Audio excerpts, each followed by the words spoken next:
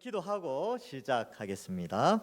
하나님 감사합니다. 수요 예배 후 피곤한 시간이지만 또 하나님의 말씀을 사모하고 배움의 열정을 가지고 이 자리에 참여하였습니다. 우리가 신앙이 어떤 것인지, 우리의 신앙이 어떠해야 되는지, 또 우리가 세상 속에서 어떠한 그리스도인으로 살아가야 될지 오늘 내용을 통하여 잘 배우고 은혜 받고 또 성장하는 귀한 시간 되게 하여 주옵소서. 감사드리옵고 예수님의 이름으로 기도하옵나이다. 아멘. 자, 오늘은 14가 두 번째 시간이지요. 페이지로는 170페이지 170페이지 하겠습니다. 자, 국민이자 시민으로서의 신자, 빛나는 신자 이렇게 돼 있죠. 우리 에베소서 5장 8절부터 12절 우리 한 절씩 교독해서 읽어보겠습니다. 제가 먼저 읽겠습니다. 너희가 전에는 어둠이더니 이제는 주 안에서 빛이라. 빛의 자녀들처럼 행하라. 빛의 열매는 모든 착함과 의로움과 진실함에 있느니라. 제가 다 읽어버렸네요. 자, 그럼 9절을 한번 읽어주시겠습니까? 시작. 10절, 11절 제가 읽겠습니다. 너희는 열매 없는 어둠의 일에 참여하지 말고 도리어 책망하라. 같이 읽겠습니다. 그들이 은밀히 행하는 것들은 말하기도 부끄러운 것들이라. 아멘. 여기에서는 이제 중요한 단어가 나오죠. 주 안에서 빛이라. 빛의 자녀들처럼 행하라. 이런 내용이 나오는데, 자, 1번 보겠습니다. 1번. 신자는 교회로서 거룩한 삶을 살 뿐 아니라 개인으로서 각자의 삶의 현장에서도 거룩한 삶을 살아야 합니다. 자, 여기 보면 교회로서 거룩한 삶이죠. 교회가 빛과 소금의 역할을 앞에서 해야 된다고 했어요. 그래서 빛과 소금의 역할을 세상에서 하는 것보다 빛과 소금 되게 교회가 존재해야 된다. 그걸 살폈어요.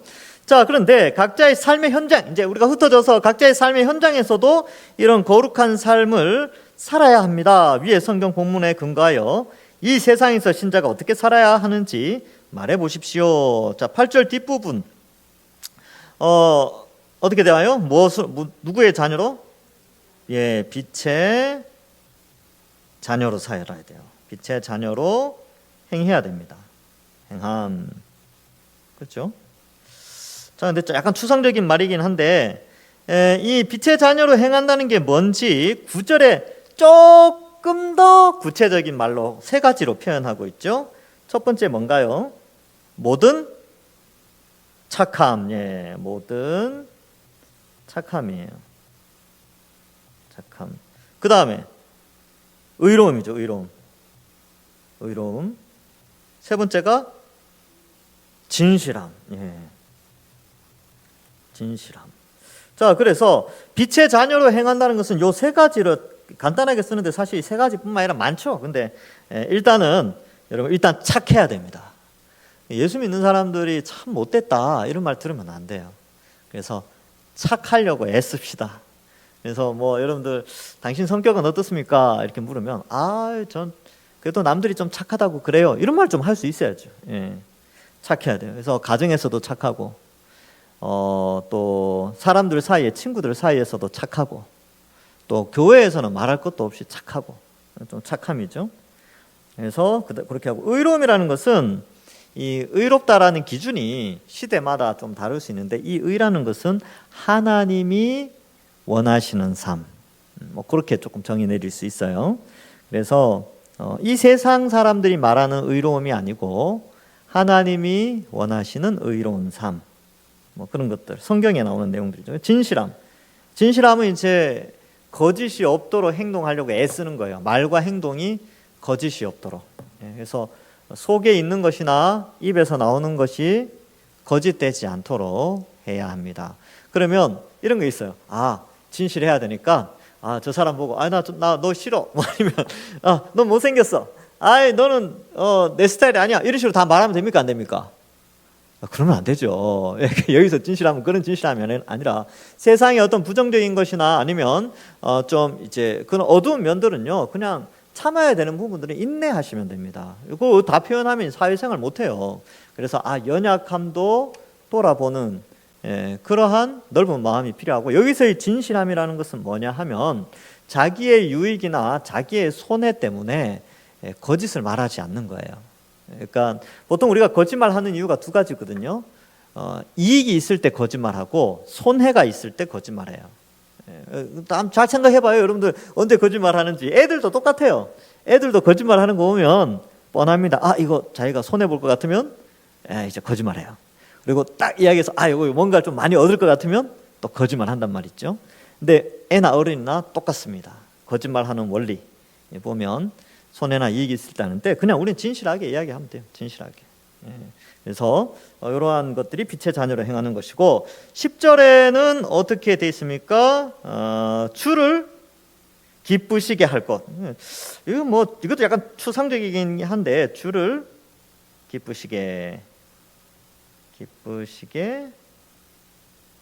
할 것.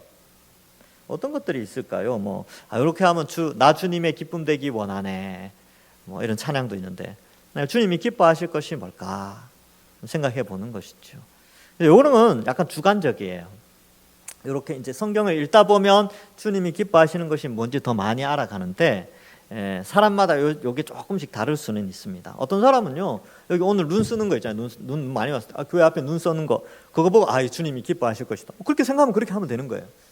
또 어떤 사람은 성경 읽는 거, 이건 주님이 기뻐하시니까 성경 읽고, 기도하는 거, 주님 기뻐하시니까 기도하고, 또 전도하는 거, 주님 기뻐하시니까 전도하고, 또 어떤 사람은 또 길거리 나갔는데 누가 이렇게 무거운 이제 짐을 들고 있는데 요즘은 참 짐 들어 좀 이상하게 쳐다보죠.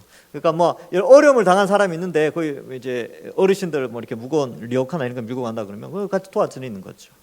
그런 것들도 다 주를 기쁘시게 하는 것. 내가 그리스도인으로서 주를 기쁘시게 할 수 있는 것이 무엇일까? 이런 것들을 생각해 봐야 됩니다. 이것은 개인의 문제도 있지만 교회도 마찬가지예요. 교회가 이 세상 가운데 주를 기쁘시게 할 일들이 뭘까? 교회 안에서뿐만 아니라 교회 바깥에서 주를 기쁘시게 할 것, 이걸 생각해 보는 거죠. 11절에는 뭐가 나오죠? 너희는 어둠에 일을 참여하지 말고 도리어 책망하라. 그래서 이건 약간은 이 소극적인 면에 있어서 어둠의 일을 참여하지 않은, 죄에 동참하지 않음, 그렇게 할까요? 아니면 어둠에 동참, 참여, 그죠? 참여,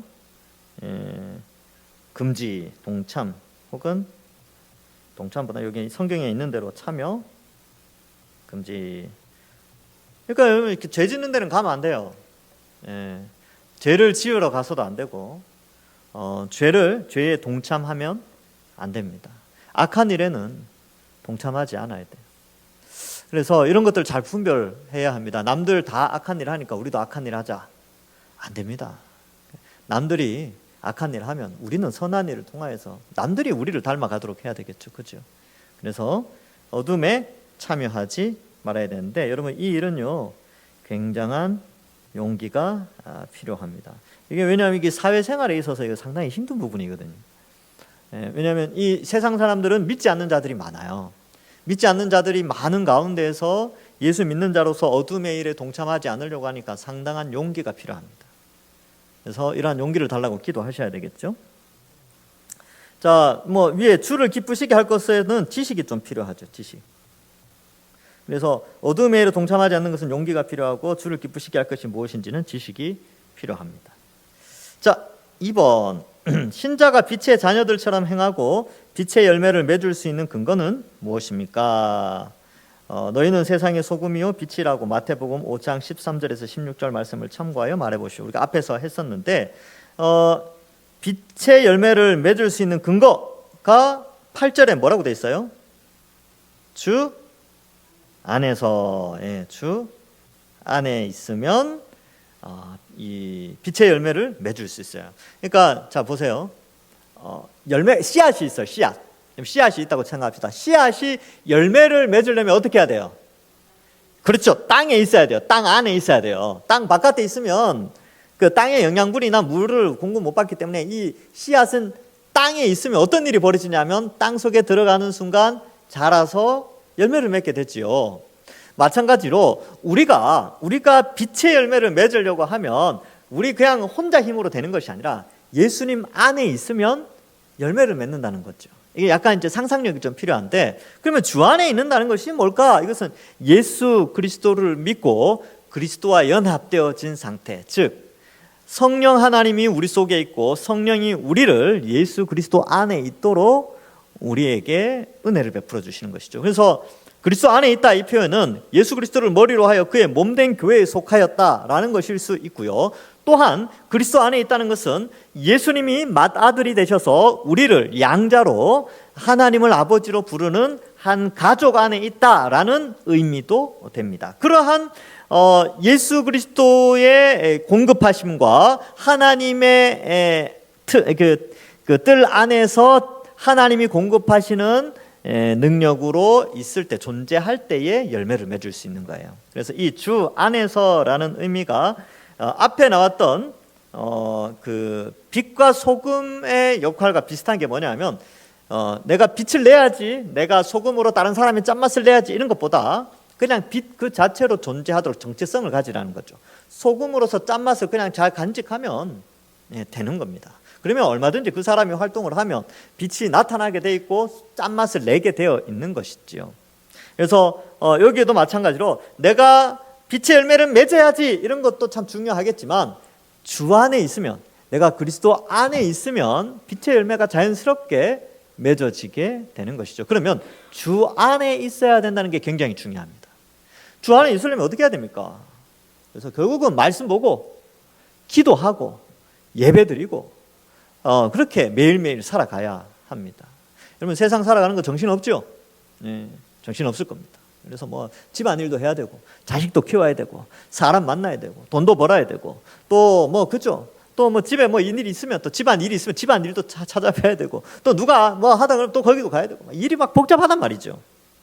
그런데 그럴 때마다 우리가 주 안에 있기 위해서는 말씀 읽고 기도하는 일에 집중할 때 주 안에 있을 수 있어요. 저도 그렇고 여러분들도 그런데 우리가 말씀을 딱 읽을 때, 여러분 성경책 딱 펼쳐서 아니면 오늘 예배를 드리면서 무슨 생각을 하냐 하면요, 내가 그리스도인이었지. 내가 그리스도인이지. 맞아, 나 예수 믿는 사람이야. 이거를 성경책 펼 때마다 깨닫게 돼요. 근데 바깥에서 활동을 하면 이 생각을 자꾸 잊어버린단 말이죠. 내가 주 안에 있다는 걸 자꾸 잊어버려요. 그러니까 주 안에 있다는 사실을 인식할 때 이런 열매들을 맺을 수 있는 것이죠. 그래서 신자가 그리스도와 연합되어 있고, 연합되어 있으니까 닮아가게 되죠. 그러니까 빛 대신 예수님을 닮아가니까 빛의 열매를 내게 되어져 있는 것입니다. 그래서 이러한 것들 주 안에서, 주 안에 있기 때문에 예수님이 행하신 일들을 하죠. 주 안에 있으니까 주님의 영향력을 받아서 주를 닮아가게 됩니다. 그래서 주를 닮아가는 삶. 주를 닮아간다는 것도 좀 추상적이긴 하죠. 근데 성경을 읽어보면 하나님이 어떤 분인지 알게 되는 것이죠. 그래서 영향력을 받아서 살아가게 됩니다. 자, 3번. 세상에서 신자가, 우리 같이 한번 읽어보겠습니다. 시작. 두 가지 형태로 나타납니다. 신자는 한편으로는 국가의 국민이요 사회의 시민이면서 다른 한편으로는 하나님의 자녀요 예수님의 제자입니다. 아래의 성경 본문을 참고하면서 신자는 어떤 삶을 살아야 하는지 말해 보십시오. 여러분, 지난주 주일 설교가 뭐였습니까? 제목, 두 개의 시민권이었죠. 기억나십니까? 그래서 가이사의 것은 가이사에게, 하나님의 것은 하나님에게 라고 하면서 제가 우리 대한민국 주민등록증도 가지고 있지만 하늘 시민권도 가지고 있는 우리는 이중 국적자다, 그것을 말씀을 드렸습니다. 여기 내용이 그 내용이 있죠. 우리는 국가의 국민이요 사회의 시민이지만 하나님의 자녀요 예수님의 제자다. 자, 마태복음. 자, 여기 보면 너무 기니까 조금 넘어가 볼게요. 제가 읽을 때 따라오시면 됩니다.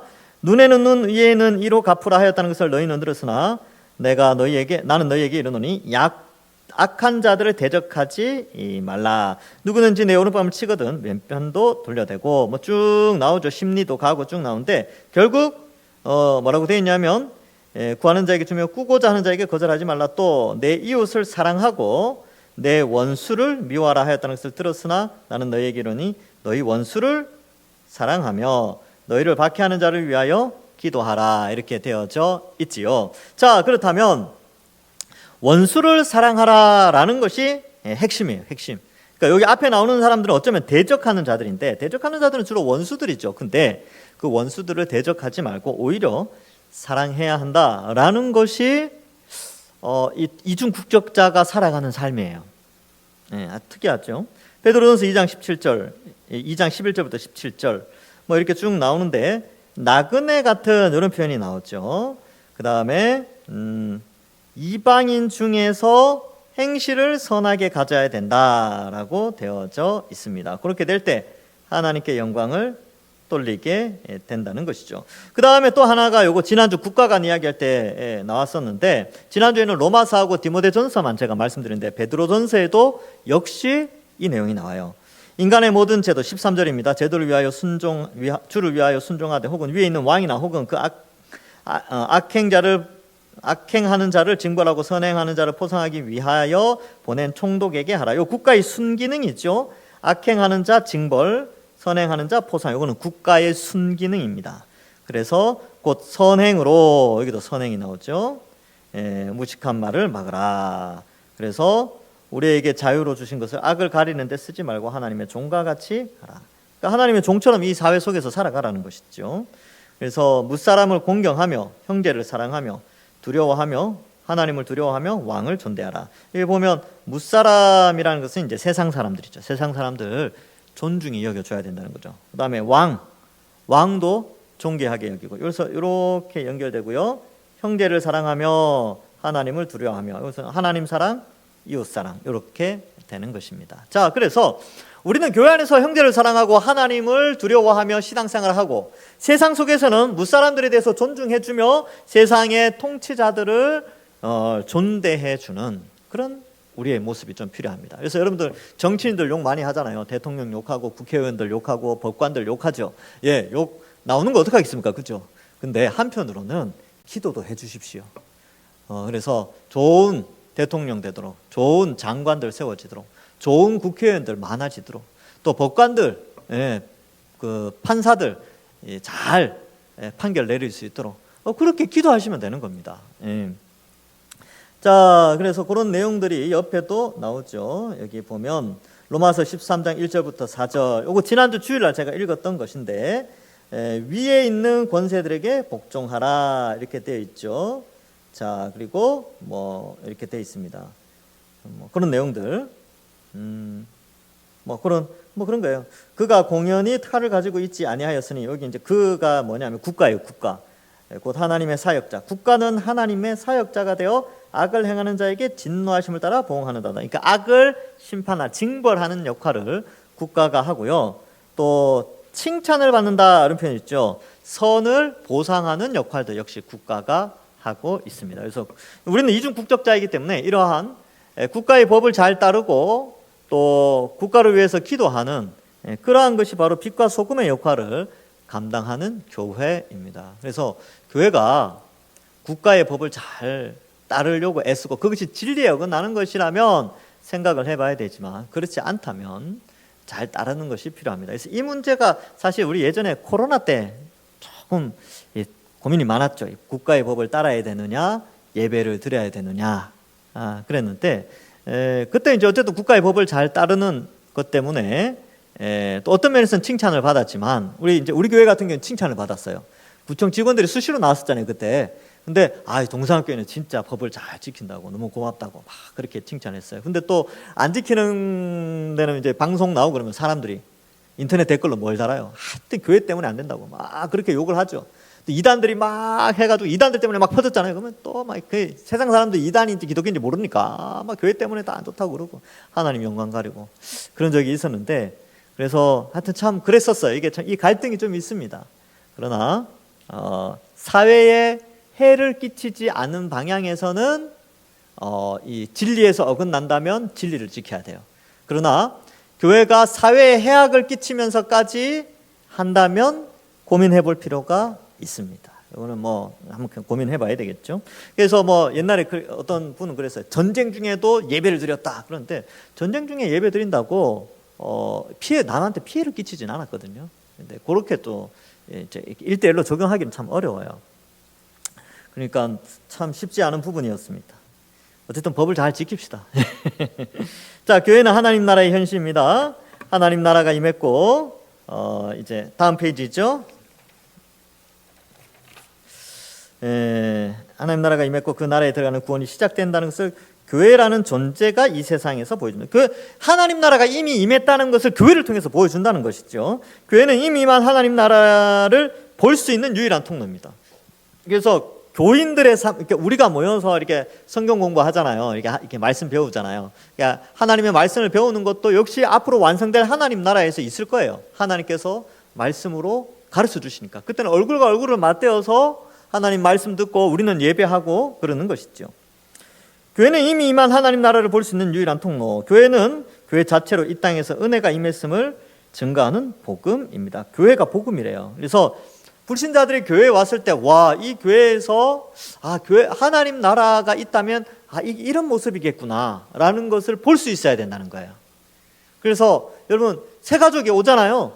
그러면 그 지나가는 사람 취급하지 말고 가족이 한 명 늘었다, 내 몸에 근육이 더 붙었다, 이렇게 생각을 하시면서 반갑게 맞아줘야 됩니다. 그래서 여러분, 교회 안에 잘 모르는 사람이 있잖아요. 저 사람 새가족 같아. 그러면 여러분들이 새가족부가 알아서 하겠지, 이렇게 생각하지 말고 여러분들이 가서 먼저 인사만 해도 됩니다. 인사만 해도. 그러면 그 사람들이 뭘 느끼냐면, 내가 여기 와서 환영을 받는구나. 그리고 이 공동체는 뭐길래 처음 보는 사람한테 이렇게 인사하는가. 처음 보는 사람이 웃으면서 인사하는데 누가 싫어하겠습니까? 그것도 그 사람은 교회에 오면서 얼마나 많은 고민을 하고 왔겠어요. 낯선 곳에 가는 게 얼마나 힘듭니까? 어렵게 왔다면 우리는 환영을 해줘야죠. 그렇죠? 그래서 교회를 통해서 복음을 볼 수 있는 것이죠. 그리고 또 교회에 처음 온 사람들이 우리 교회를 딱 봤는데 막 다들 인상 쓰고 있어.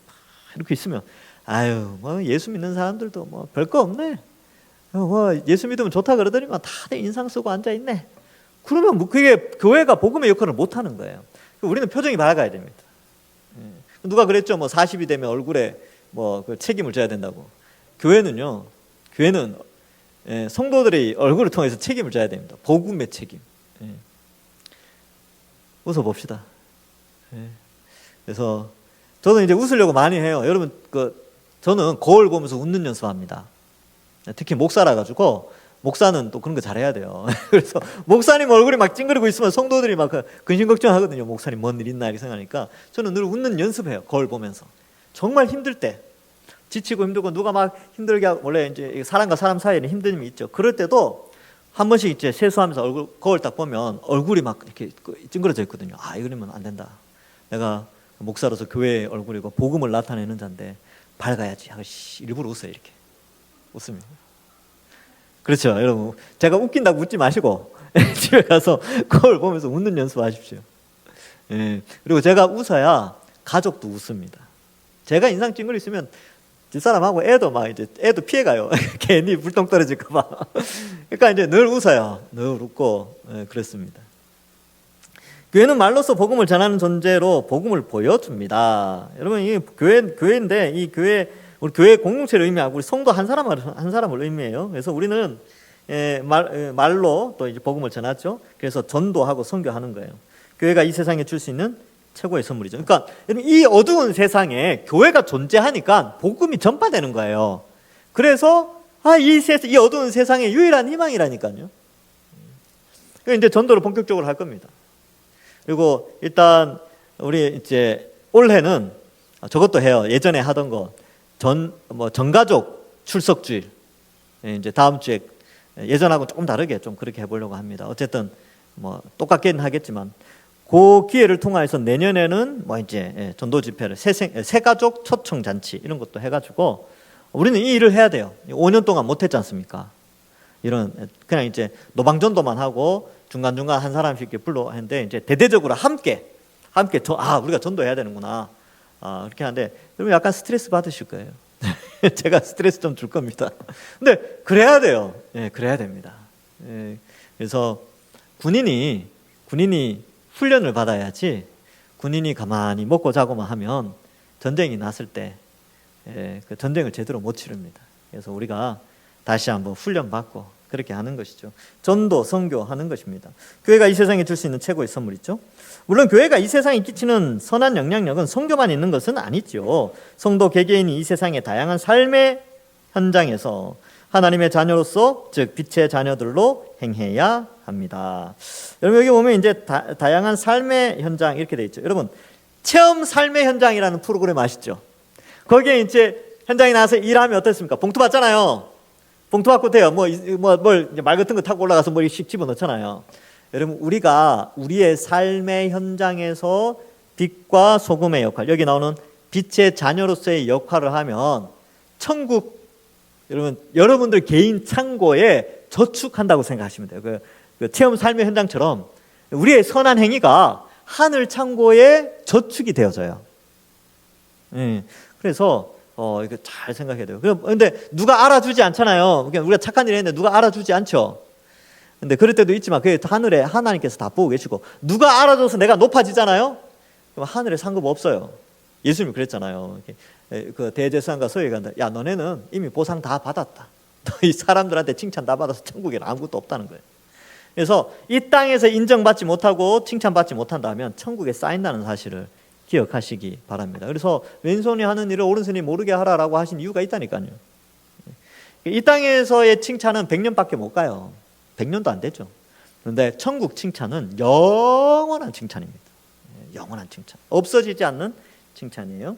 자, 빛의 열매를 맺는 삶, 곧 선하고 의로우며 진실한 삶을 살아야 합니다. 신자는 이기적이며 불의한 이 세상에서, 세상은 이기적이죠. 불의하죠. 근데 사랑과 섬김의 자세로, 그러나 항상 주님의 뜻을 우선시하며 진실하게 살아가야 합니다. 예수님의 본을 따라 살아가는 것은 교회에서뿐만 아닙니다. 이 세상에서 신자로서 마땅한 삶을 살아가야 됩니다. 그래서 여러분 교회에서뿐만 아니라 이 세상에서도 신자로서의 삶을 살아가야 돼요. 그래서 주일의 삶과 월요일부터 토요일의 삶이 완전히 달라지면 안 됩니다. 이거 누가 제일 잘 아느냐면 가족들이 제일 잘 알아요. 그래서 이 부분을 잘 이겨나가야 합니다. 그래서 저는 가족이 제일 두려워요. 왜냐하면 저는 교회 오면 여러분들이 목사로, 일단 목사 타이틀 때문에 존중해주고, 또 제가 교회 와서 뭐 나쁜 말을 하겠습니까? 교회 와서 뭐 이렇게 막 그러겠습니까? 그죠? 옷도 그냥 깔끔하게 입고 다니니까. 근데 집에 가서는 안 그렇거든요. 집에 가서는 여러분들 남편이나 여러분들 부모님이나 자녀들처럼 그냥 그렇게 행해요. 그래서 양말 아무 때나 던져 놓을 때도 있고, 뭐 그렇단 말이죠. 그런데 주일의 삶과 주일의 언어와 월요일부터 토요일의 언어가 달라지면 안 됩니다. 그 다음에 주일의 행동과 월요일부터 토요일의 행동이 달라지면 안 돼요. 신자는 세상에서도, 이 세상에서도 교회에서 하는 것처럼 그렇게 행해야 됩니다. 저도 애를 많이 쓰고 있어요. 여러분들도 마찬가지입니다. 애를 쓰시면, 근데 이거 익숙해지면요 전혀 하나도 안 힘들어요. 힘들지 않습니다. 그냥 그게 자연스러운 거예요. 그렇게 사는 게 익숙한 거죠. 그래서 이런 것들 좀 생각해 볼 필요가 있습니다. 자, 그다음 이 세상에서 선행하며 약한 자들을 돕고 자신을 내어주는 사랑, 이게 이제 참 의미가 있죠. 해야 합니다. 그래서 여러분 그 자신을 내어주는 사랑을 하면요 손해 봅니다. 손해 봐요. 그래서 세상의 어둠의 일을 참여하지 않을 뿐만 아니라 도리어 우리의 말과 행실로 어둠의 일을 드러내고 그들을 빛으로 인도해야 된다. 그래서 월요일부터 토요일까지 예수 믿는 사람, 주일에 우리 성도처럼 살아가면요 여러분 손해 볼 일이 좀 있을 겁니다. 어떡하겠어요? 손해 봐야지 뭐. 그래서 저도 좀 그러니까 어떻게 보면 나쁘게 생각하면 이용당할 수도 있어요. 예수 믿기 때문에. 저도 그런 경험을 대학교 때 좀 많이 해봤고, 그러니까 제가 왜냐하면 불신자들과 친하게 지낸 때가 대학생 때밖에 없어요. 그러니까 대학교 다닐 때 제가 주일날 교회 나간다는 것 때문에 저를 많이 이용했어요. 세상 사람들이. 레포트, 숙제 같은 거 이제 우리 주일날 이제 조별 숙제 주일날 하자. 그러면 나 교회 가야 되니까 안 된다 그러면 이제 분량을 저한테 한 반 정도로 막 밀어버리는 거죠. 한 6명이 할 일을 반 정도를 저한테 밀어버리는 거죠. 근데 어떡하겠어? 해야지. 그러면 이제 그 주일 저녁에 가서 밤새고 다음날 이제 학교 가는 거예요. 근데도요, 그렇게 살아야 되겠다라는 생각을 좀 많이 했었어요. 그때는, 지금도 뭐 좀 뜨겁지만, 그때도 참 뜨거웠거든요. 그 지금만큼 또 이렇게 성경을 많이 알지는 못했었어요. 많이 알지는 못했지만 그래도 그렇게 살아야 되는 줄 알았어요. 예수 믿는 사람들은. 그러니까 여러분들이 월요일부터 토요일까지 불신자들과의 삶 속에서 때로는 손해보는 일들이 발생할 수 있지요. 왜? 우리는 내어주는 사랑을 실천하는 자들이고 세상은 불의하고 악하기 때문에 우리와 같은 사람들을 이용합니다. 다 그런 건 아닌데 가끔 이용한다는 거예요. 예. 자, 그런데 그때 빛을 나타내는 것이죠. 신자로 살 수 있는 한 이렇게 행하는 것이 당연하다고 할 수 있습니다. 지금 여러분 제가 이런 말 하니까 대학교 때 엄청 신실한 줄 알았는데 또 꼭 그런 건 아니에요. 꼭 그렇진 않았지만 그래도 그랬습니다. 자, 그런데 신자는 어떻게 이렇게 살아갈 수 있습니까? 바로 신자는 이미 빛이기 때문에. 예. 제가 이제 제 삶이 대학교 1학년 때 상당히 많이 변했는데 왜 그러냐면 대학교 1학년 때부터 성경을 읽었거든요. 성경, 이렇게 고등학교 때까지는 이제 학력고사 준비한다고, 옛날에는 수능, 지금은 수능이라고 그러죠. 학력고사 준비한다고 뭐 성경 읽을 틈도 없었어요.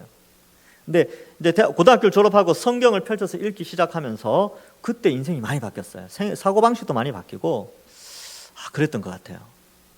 그래서 이 성경이 들어가니까 빛의 삶이 이렇게 어렵지 않았어요. 완전하진 않았지만 변화되는 삶이 힘들지는 않았습니다. 물론 안 되는 깎여야 될 부분도 많이 있었죠. 예, 대학교 때도 뭐 하여튼 부족한 거 많이 있었지만 그래도 성경 읽으니까 좀 삶이 달라지더라고요. 자, 이미 빛이라면 빛나는 삶을 사는 것은 당연합니다. 그러므로 이렇게 말할 수 있습니다. 빛이기에 빛이 난다. 그렇죠? 신자는 주 안에서 거룩하게 살 수 있는 자로 새롭게 된 자입니다. 신자는 성령님이 인도하시고 이거 굉장히 중요합니다. 우리 주 예수 그리스도가 함께 하시며 in Christ 주 안에 있기 때문에 그렇죠. 하나님 아버지가 모든 것을 충만하게 공급하시는 자입니다. 성령, 성자, 성부. 그래서 삼위일체 하나님이 우리의 삶과 긴밀하게 연결되어져 있습니다. 이때 중요한 것은 신자가 교회 안에서 다른 지체들과 함께 거룩을 체험하며 연습한다는 점입니다. 그래서 교회에서 훈련되어지고 교회 안에서 훈련을 하잖아요. 그리고 사회에서 나타내는 거예요. 그러니까 교회 오면 참아야 될 게 많다니까요. 교회 와서 막 멱살 잡고 싸울 수는 없잖아요. 그 교회에서 참았죠. 그러면 사회에서도 똑같이 그렇게 참으라는 거예요. 이게 이제 교회는 훈련이죠. 훈련. 빛으로서 존재하는 훈련이 되는 것입니다. 그래서 연습한다. 교회는 훈련장. 세상 속에서 빛의 역할을 감당하는 훈련장이다. 이렇게 생각하시면 돼요. 그래서 많은 사람들이 왜 교회 오면 내가 참아야 되고 왜 교회는 늘 이렇게 문제가 있고 그러냐. 왜냐하면 훈련소이기 때문에 그렇습니다. 훈련소. 그래서 죽을 때까지 훈련받고. 저는 어떨까요? 저도 마찬가지입니다. 근데 그런 건 있어요, 여러분. 그 훈련의 고비를 한번 딱 넘잖아요. 그러면 신앙이 확 자라요. 이게 이렇게 자라는 사람이 있는 반면 이 계단식으로 자라는 사람들이 있거든요. 이 계단식으로 자랄 때 확 자라는데 그때 확 자라기 직전에 엄청난 고난이 있습니다. 그래서 그래요. 어떤 사람은 교회를 막 떠나고 싶어요. 막 그런데 그 위기를 딱 넘기잖아요. 그러면 이만큼 자라 있어요. 네. 또 그런 고비가 오거든요. 그럼 또 이만큼 자라 있다니까요. 그게 바로 신자가 교회 안에서 훈련받아 가는 건데 그러한 삶을 살아가는 사람은요 세상에서 빛의 역할을 더 많이 하게 되는 것입니다. 그래서 이런 게 굉장히 중요합니다. 연습하는 곳이다. 교회는 연습하는 곳이다. 그래서 교회 와서 편안하겠다. 요거는 이제 편안하게 신앙생활하고 뭐 와서 이제 편안하게 하겠다. 요거는 이제 초등학교 수준이에요. 어린아이들이 그렇게 생각하죠. 잘하면 훈련받습니다.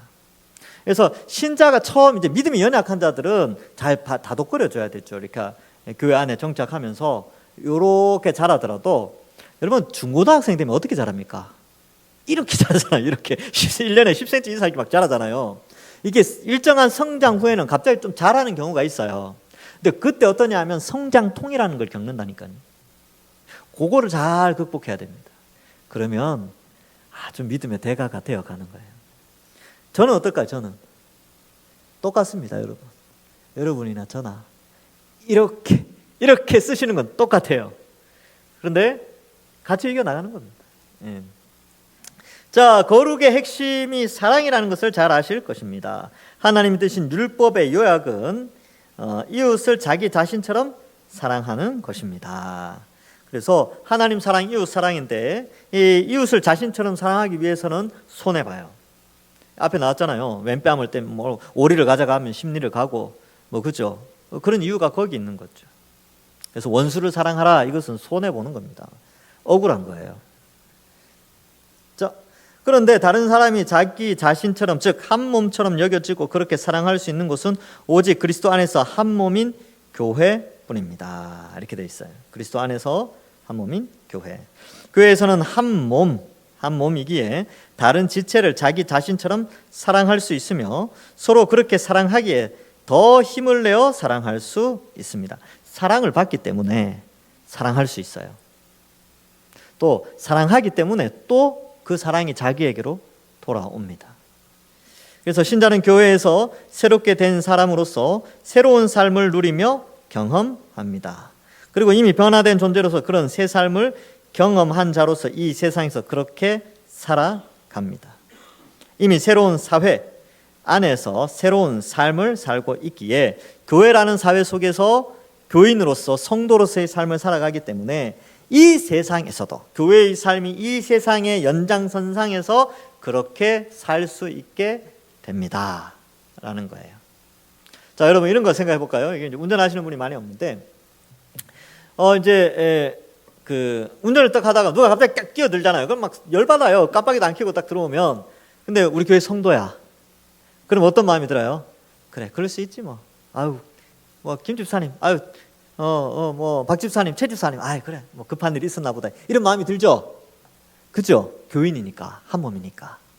그런데 나랑 전혀 상관없는 사람이 들어오잖아요. 그때도 그렇게 하시라는 거예요. 그러니까 교회에서 하듯이 세상에서 그렇게 하면 빛의 역할을 합니다. 제가 단순한 예를 들었는데 교회에서 누군가 이상한 짓 했는데 내가 참잖아요. 아유, 그래, 연약하니까. 그러면 불신자들 향해서도 그런 넓은 마음을 가지고 사랑하는 것이죠. 그러면 빛의 열매를 맺게 됩니다.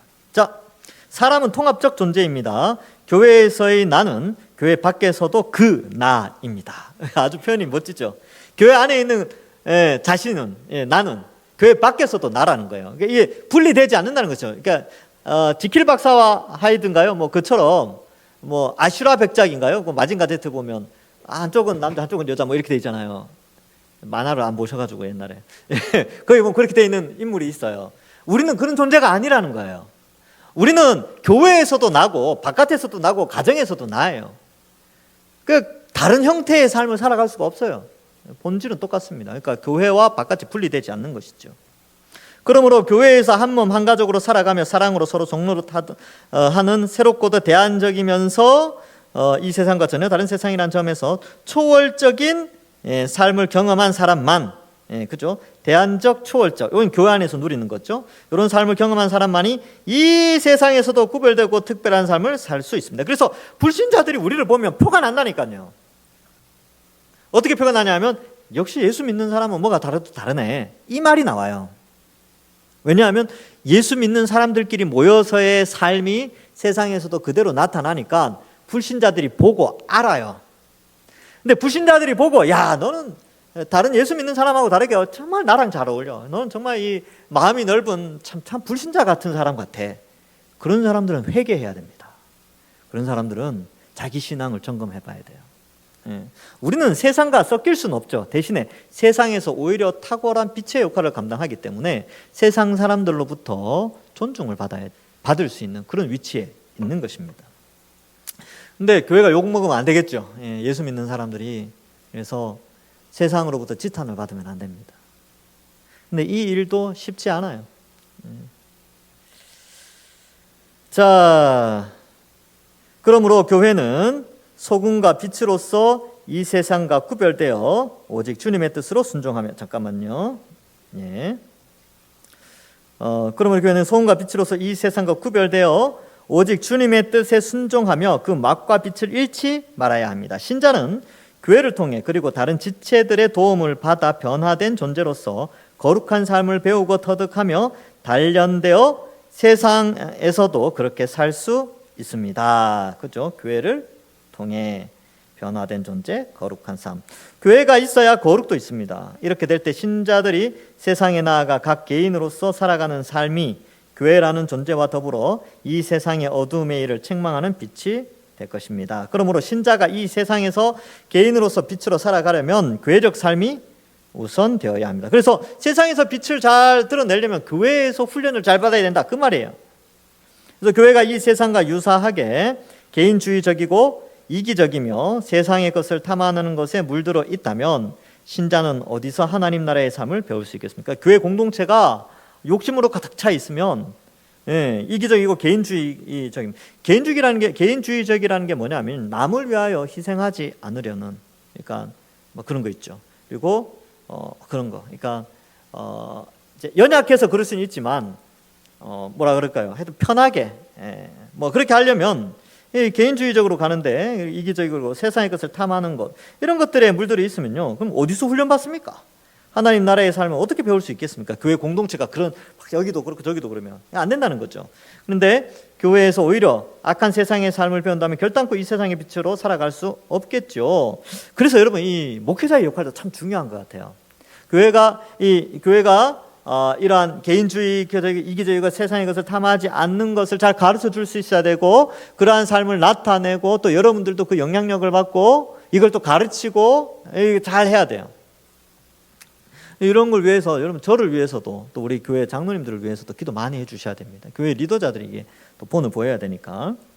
그래서 교회에서 오히려 악한 세상의 삶을 배운다면 안 되죠. 먼저 교회가 교회다워야 합니다. 성도는 성도다워야 되고요. 목사는 목사다워야 되고, 장로는 장로다워야 되고, 시무집사는 시무집사다워야 되고, 권사는 권사다워야 됩니다. 그리고 집사는 집사다워야 되는 것이죠. 교회는 하나님 나라의 사랑과 섬김과 의의 삶을 살아가야 합니다. 여러분, 교회에서의 목사, 장로, 시무집사, 권사, 그냥 집사, 또 교회에서의 봉사자라면 세상에서도 장로, 목사, 장로, 시무집사, 권사, 집사, 봉사자처럼 살아가야 돼요. 세상 사람, 저 사람 교회 집사야, 그러면 이 의미 속에는 내가 집사로서 세상 속에서 살아가야 되구나, 이런 생각을 품어야 된다는 겁니다. 그래서 자신이 집사임을 드러내는 것을 부끄러워하면 안 돼요. 자, 그래서 교회는 예수님의 제자로서 그분이 걸어가신 십자가의 길을 따라가야 합니다. 그래서 하나님이 이 땅을 창조하시면서 세우려고 했던 그 세상, 주님이 재림하셔서 이루실 새 하늘과 새 땅을 새 땅에 세워질 세상, 교회 안에서 먼저 실현되어야 합니다라는 것이죠. 그래서 여기 십자가의 길을 걸어야 된다는 게 그래서 힘들어요. 그러니까 이러한 여기서 가르쳐 주는 대로 교회에서의 삶을 세상에서 그대로 살아가면 여러분 쉽겠습니까? 어렵겠습니까? 당연히 어렵죠. 왜? 교회에서는 쉬워요. 왜? 교회는 다 예수 믿는 사람들끼리 모여 있으니까 이게 대화가 되고 가치관이 비슷하니까 뭔가 통한단 말이죠. 근데 세상은 안 그래요. 그러니까 그렇지 않은 세상에 다수의 사람들 속에 소수의 그리스도인들이 딱 들어가 살면 십자가의 길이죠. 그런데 주님이 그 길을 걸어가셨습니다. 우리도 그 길을 따라오라고 하십니다. 그 길이 뭐냐면 바로 교회에서나 세상의 삶이 분리되지 않고 똑같이 거룩한 그리스도 안에, 주 안에 있는 자로서 살아가는 삶입니다. 자, 요약해서 말하면 신자는 새롭게 변화된 존재로서 교회의 삶을 살아갈 뿐 아니라 교회적 삶의 경험과 성취를 근거로 각자의 삶의 영역에서도 빛으로 선하게 진실을 하게 살아가는 존재입니다. 물론 이 세상은 교회 곧 하나님 나라가 아니죠. 예수님 오셔야 되니까. 이 세상은 우리 주님의 다스림을 받지도 않고 오히려 주님의 뜻에 불순종하며 자기 마음대로 사는 사람들로 가득합니다. 그래서 이 세상의 특징은 이렇게 돼 있어요.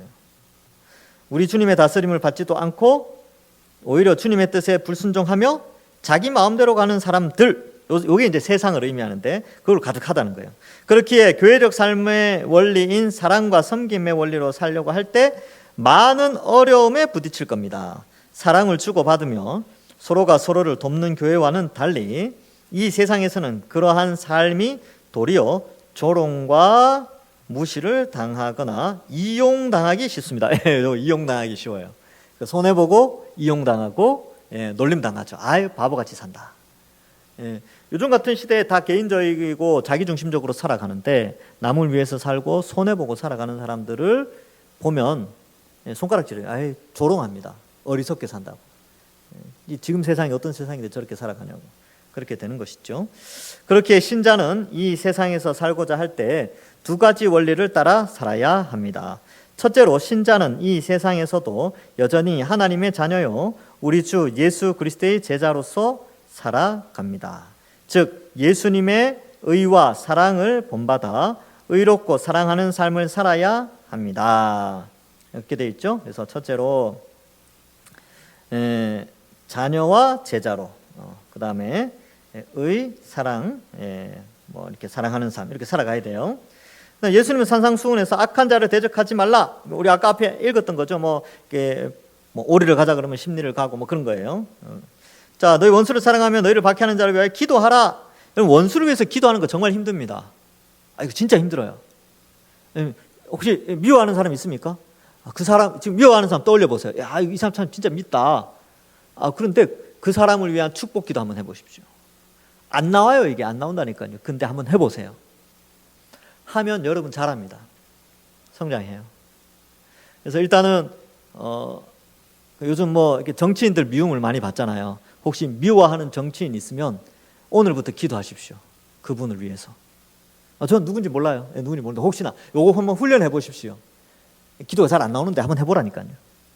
그 다음에 그 이제 범위를 줄여가는 거죠. 그러면 내 주변에 내가 미워하는 사람이 있는데 그 사람의 축복을 위해서 기도 한번 해보십시오. 그 사람이 잘 되고 자식이 잘 되고 더 건강해지고 그렇게 한번 기도해 보세요. 그럼 여러분이 훈련 받는 거죠. 이게 대단한 겁니다. 그래서 여기 원수를 사랑하는 것이 바로 거기에서부터 시작하는 거죠. 원수를 사랑하는 첫 번째, 원수를 위해서 기도하라. 예수님 십자가에 달리실 때 그러셨죠. 자기에게 침 뱉고 빨가벗겨 놓고 창으로 찌르고 이럴 사람들, 침 뱉고 때리고 가시면류관 씌우고 못 받고 했던 사람들을 위하여 아버지께 그렇게 기도하자. 저들의 죄를 저들에게 돌리지 마옵소서. 이게 엄청난 사랑입니다. 원수를 사랑하는 거예요. 선한 자에게뿐만 아니라 악한 자에게도 선으로 대하는 것이 참된 신자의 모습입니다. 선한 사람한테 선하게 대하는 건 누가 못합니까? 근데 악한 자에게도 선대하는 것, 이 선대는 바로 앞에 나왔던 것처럼 기도하는 거예요. 그 사람의 축복해 주는 것. 이 세상의 삶은 아무 가치가 없는 것이 아닙니다. 예수님이 이 세상에서의 삶을 기억하시고 이 표현이 어떤 면에서 참 무서운 거예요. 예수님이 이 세상에서의 삶을 기억하시고 평가하시며 상 주시겠다고 합니다. 여러분, 하나님은 상 주시는 분이에요. 이거 잊지 마시기 바랍니다. 저도 안 잊으려고요. 이렇게 왜 나만 손해보지? 그런데 아니요. 사실은 그게 최고의 투자법이에요. 상 주시겠다고 하십니다. 이 세상에서의 삶은 다음 세상을 준비하는 의미를 지닙니다. 그래서 우리 신자들은 땅이 아니라 하늘에 보물을 쌓아두려고 하는 것입니다. 제가 늘 강조하는 게 여기도 나오네요. 여러분, 하늘에 상을 쌓아두셔야 합니다. 그래서 이거 저만 알고 있었는데 제가 투자법을 제가 오늘 알려드렸습니다. 여러분, 이 땅에 뭐 재테크 투자하는 유튜버들 많죠. 제가 하늘 재테크, 이 땅에 재테크 아무리 해봤자 여러분들 몇 년 더 쓰시겠습니까? 여기 50년 이상 쓰실 분 여기 없어요. 근데 영원히 쓸 수 있는 상, 그거 투자하는 방법 제가 오늘 알려드렸어요. 제가 알려드린 건 아니고 성경에서 알려주고 있죠. 하늘에 상을 쌓아라. 없어지지 않아요. 자, 둘째로 신자는 이 세상에서 한 국가의 국민으로, 한 사회의 시민으로도 살아갑니다. 국가는 이제 우리 국가 안에서 이제 두 개의 시민권 생각하세요. 국가는 하나님이 일반적인 공의를 위해 세우신 제도이기에 신자는 국가를 인정하고 국가 제도 역할, 그 일을 담당하는 통치자를 존중해야 합니다. 맞죠? 또한 신자는 사회에서 믿지 않는 사람들과 함께 살아가는 시민으로서 선한 삶을 살아야 됩니다. 이때 신자는 보통의 국민이나 시민이 아니라 주님의 의와 거룩과 사랑과 온유와 자비, 희생, 긍휼, 오래 참음으로 행하는 특별한 국민이자 시민입니다. 그러니까 우리가 대한민국 국민으로서는 아주 특별한 시민이에요. 왜냐하면 이 나라를 위해서 천국 국적을 가지고 있지만 이 땅에서 살아가고 이 땅을 위해서 기도하기 때문에 그렇습니다. 자, 그래서 사회 각 분야에서 의와 선, 사랑, 긍휼, 희생적인 자세로 행해야 되죠. 그래서 여러분, 이래서 기독교인들 때문에 사회가 변해요. 선하게. 그래서 신자는 최고의 국민이자 시민으로 살아갑니다. 여러분 옛날에 태안 기름 유출 사고 났을 때 전국 교회가 일어나서 갔어요. 여러분들은 가셨는지 모르겠는데 그때 2008년도인가 제가 기억해요. 그때에 제가 이제 교회에 있을 때 버스 2대 맞춰서 갔습니다. 성도들 다 우리 가자. 토요일 날 가가지고 돌멩이 기름 닦고 왔어요. 마스크 쓰고 그 무슨 옷 하얀 거 그거 입고. 근데 그때 거의 이제 그 버스가 서 있는데 다 교회차들이 전국에서 몰려 들어가지고 교회차들이 쫙 서가지고요. 다 성도들 권사님, 집사님, 그리고 장로님, 그리고 막 제가 그거 보면서 야 역시 교회 때문에. 그래서 이거 여러분 이 태안 기름 유출 사건이 세계 무슨 기록에 남아 있어요. 전 세계에. 왜냐하면 전 세계 환경학자들이 이거 복구 불가능이다라고 했거든요. 근데 기독교인들이 들고 일어나가지고 태안 기름 쫙 4년 만에 원래대로 복구됐어요. 갯벌이. 이 기적이 세계 뭐 하여튼 어디에 기록돼 있대요. 이게 하여튼 기름 유출 사고 중에 하여튼 최고의 사건이래요. 한국 사람들. 근데 그 중심에 신자들이 있었어요. 기독교인들이 있었습니다. 멋지죠. 예, 이런 거 보면 참 멋져요. 근데 그런 건 또 뉴스에 또 안 나와. 그런 건 뉴스에 안 나와요. 예. 자, 그러한 모든 신자들의 신실한 삶으로 인해 이 세상은 더 나은 세상이 되고 있어요. 지금도 되고 있고. 기독교 역사를 봐도 그렇습니다. 제가 한국 교회사뿐만 아니라 종교 개혁사, 중세 교회사 이런 책을 읽어보면 기독교인들 때문에 사회가 엄청나게 변화됩니다. 엄청나게 발전을 해요. 그러므로 믿지 않는 사람들은 신자의 삶을 보면서 비방은커녕 도리어 칭찬하고 신자의 뒤에 계신 하나님께 영광을 돌리게 될 것입니다. 이렇게 되어져 있습니다. 그래서 여러분 신자는요, 여러분 이게 정치 국가를 위해서 할 때 빨간색이다 파란색이다 이거 중요하지 않아요. 제가 이제 뭘 이야기하는 적이 어떤 정당을 이야기하는 정당 색깔을 이야기하는 거예요. 근데 너는 어느 색깔이냐 이게 중요하지 않다니까요. 어떠한 정치인들이 세워지든 신자는 누가 어떤 색깔의 사람이 세워지든 그 사람을 위해서 기도하는 것이 기독교인의 삶이에요. 그래서 제가 교회 안에서 정치 이야기 하지 말라는 거죠. 색깔 이야기 하지 말라는 거예요. 파란색, 빨간색 이야기 하지 말라는 거예요. 왜냐하면 이런 성경적인 신자의 삶이 왜곡될 수 있습니다. 그리고 비방하고 욕하는 것, 이건 반성경적이에요. 교회 안에서 정치인들에 대해서 이렇게 하는 것. 개인적으로 생각할 수 있죠. 그러나 교회는요, 정치인들을 위해서 기도해야 됩니다. 그들이 잘 살 수 있도록, 그들이 잘 통치할 수 있도록, 위정자들이 될 수 있도록, 그리고 대통령을 위해서도, 장관들을 위해서도, 국회의원들을 위해서, 법관들을 위해서도 기도해야 됩니다. 그게 교회의 원래 모습이에요. 신자와 교회는 이 세상을 하나님 나라로 바꿀 수는 없죠. 당연하죠. 우리 주님이 재림하실 때 그 주님이 하실 일입니다. 이 세상에서 교회는 그 존재와 교회적 삶과 복음 전파로 하나님의 놀라운 구원의 은혜가 임했음을 보여주는 빛의 역할을 합니다. 또한 신자는 이 세상에서 말과 삶으로 복음을 전하고 선한 영향력을 끼칠 것입니다. 그래서 비방보다는 칭찬을 얻을 뿐 아니라 더 나아가 어둠이 빛이 되는 회심의 역사가 일어나기를 소망합니다. 그리고 신자의 빛된 삶과 교회의 영향력에 의해서 이 세상은 좀 더 나은 세상으로 바뀌는 것. 조금 나아지는 거예요. 조금. 완전히 바뀌는 것은 주님 오셔야 되고 조금 그나마 그래도 예수님 믿는 사람이 있어서 우리 사회가 이 정도 된다라는 것이죠. 바뀌는 것은 하나님의 은혜로 주시는 요거는 이제 덤 같은 거예요. 이 세상에 덤.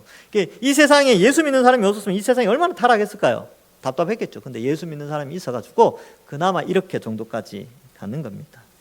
이제 묵상과 적용하는데 3번에 한번 볼까요? 3번에 보면 보겠습니다. 악한 자들의 무시나 조롱과 폭언 등에 대해서 대적하지 않는 것이며, 그죠? 악한 자를 대적하지 않는다는 것은 그것을 의미하여 금전적 손해 혹은 무리한 요구로 인해 피해도 감수한다. 이거 굉장히 가슴 찢어지는 일입니다. 속 터지는 일이에요. 그런데 그리스도인들에게는 이런 약간 뭐라 그럴까요? 이런 게 있어요. 이게 우리의 사명 같은 겁니다. 더 나아가 그보다 더한 손해나 피해까지도 허용한다는 의미도 담겨져 있죠. 이런 말씀에 근거하여 자기 주변에서 일어나는 구체적인 상황들을 생각해보고 신자로서 어떻게 대처할지 서로 나누어 보십시오. 이 대처가 중요하죠. 그래서 기도하셔야 됩니다. 여러분 마음이 찢어지는 그런 고통과 손해가 있다면 하나님께 기도하세요. 하나님 어떻게 해야 됩니까? 그리고 잘 지혜롭게 극복할 수 있도록 이 기회를 통하여 내가 성장할 수 있게 해달라고. 훈련소라 그랬잖아요. 영적 근력이 탄탄해지도록 하나님 도와달라고. 그러면 눈물이 막 나요. 그래서 뭔가 막 울리고 그런 게 아니고 이런 훈련이 있으면 눈물이 난다니까요. 근데 그게 은혜예요. 훈련받고 있다는 뜻입니다. 저나 여러분들이나. 저도 뭐 자주 울어요. 저도 뭐 먹기가 쉽겠습니까? 그죠? 근데 그렇게 연단되어지면서 강해진다는 거를 말씀을 읽으면서 야, 내가 이만큼 또 강해졌구나. 또 기도하면서 말씀 보면서 내가 원래는 작년보다 이렇게 강해졌구나. 재작년보다 이렇게 강해졌구나. 이걸 본인이 알아요. 원래 그 근력 운동하는 사람 자기 힘 세진 거 알거든요. 여러분들도 그렇게 될 겁니다. 그렇게 연단 받는 거예요. 그래서 괴롭죠. 괴롭지만 이게 신자의 삶이구나. 그렇게 이해하시고 힘들고 지치더라도 그 사명, 그래서 더 단단해지셔서 정말 영적인 근력을 키워 멋진 하나님 백성 되기를 간절히 소망합니다. 제가 마치겠습니다. 오늘 여기까지 하겠습니다. 다음 시간이 종강입니다. 다음 시간에는 뭐 따뜻한 차를 좀 준비해 드리겠습니다. 많이 나오십시오. 저희 특별히 우리나라에서 유명한 쌍화차 장인이 있어요. 제가 거기를 압니다. 그분한테 부탁을 해서 이렇게 이제 물론 이제 주문을 해야 되겠죠. 그래서 따뜻한 쌍화차를 대접하겠습니다. 우리나라 장인이에요. 장인, 쌍화차 장인. 오셔야 되겠습니까? 안 오셔야 되겠습니까? 마지막 시간인데 오셔서 함께 마지막 이제 하도록 그렇게 하겠습니다. 잠깐 기도할까요? 여러분 잠깐 이 시간 기도할 때 하나님, 교회가 훈련소임을 제가 지금 알았습니다. 그리스도의 십자가의 길을 걷는 그 훈련의 단계에 신앙의 근력이 세워지고 또 그러한 근력으로 말미암아 이 세상 속에서 그리스도인의 삶을 든든히 살아가는 자가 되게 해달라고 그렇게 기도해 주시고, 또 주님이 여러분들의 눈물 다 아십니다. 마음의 고통, 찢어지는 마음 다 아세요. 그러나 연단시키고 있다, 그렇게 생각하시고 나를 더 연단해 달라고 그렇게 기도하시고, 또 우리 교회가 이 빛의 열매를 많이 맺는 교회로 칭찬받는 그런 교회가 되게 해달라고 기도하시고, 제가 마친 기도하고 마치겠습니다. 잠시 우리 작은 소리를 내어서 함께 기도하겠습니다. 하나님 아버지, 은혜를 감사합니다.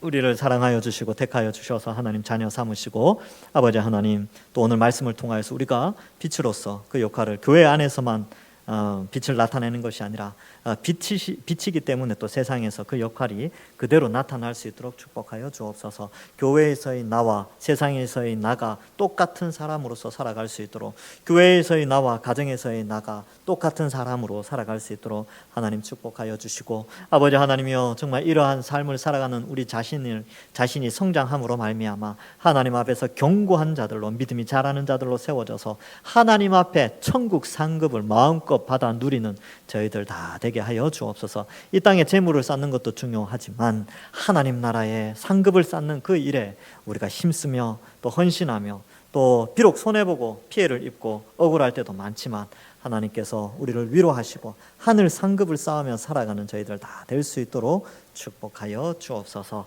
빛의 삶을 살아가는, 빛의 열매를 맺는 세상 속의 그리스도인으로서 살아가는 저희들 다 되게 하여 주옵소서. 하나님 감사합니다. 오늘 귀한 말씀을 우리가 함께 살피며 신자가 믿는 자들은 어떤 삶을 살아가야 되는가를 함께 살펴보게 하여 주시니 감사합니다. 교회에서나 가정에서나 세상 속에서 똑같은 사람으로, 똑같은 변하지 않는 그러한 신자로서, 성도로서 살아가는 저희들 다 되게 하여 주옵소서.